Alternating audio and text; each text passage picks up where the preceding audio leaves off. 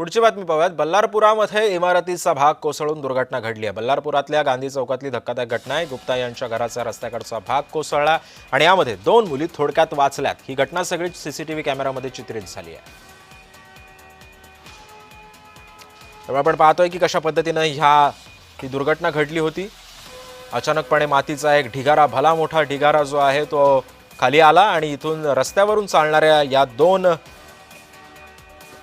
मुली या थोडक्यात बचावलेल्या आहेत। याचं एक सीसीटीव्ही फुटेज सुद्धा आता समोर आलेला आहे आणि आपण पाहतोय की कशा पद्धतीने या दोघी बचावलेल्या आहेत। समोरून एक दुचाकी स्वार सुद्धा येत होता। जेव्हा हा ढिगारा खाली पडला तेव्हाच हा दुचाकी स्वार सुद्धा वेळीच सावध झालेला आहे।